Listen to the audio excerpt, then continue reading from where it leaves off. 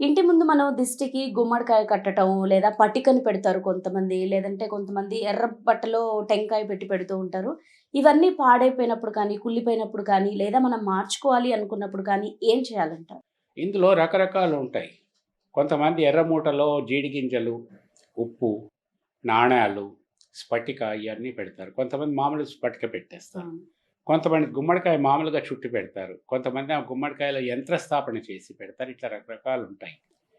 ఈ స్ఫటికతో చేసినవి మూట గట్టిగా ఉన్నంత కాలము అసల వాటికేమి కాదు. అవేం చెడిపోవు. సంవత్సరాల తరబడి వాడొచ్చు.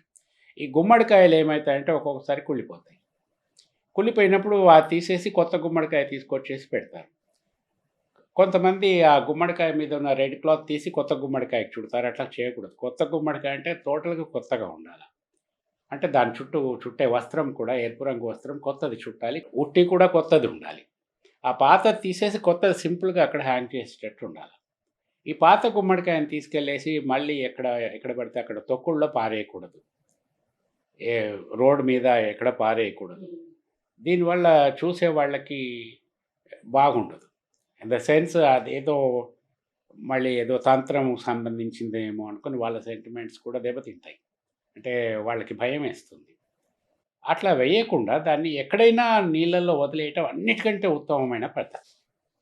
గుమ్మడికాయలు మురిగిపోయి నీళ్ళొస్తుంటాయి, వాసనొస్తూ ఉంటుంది.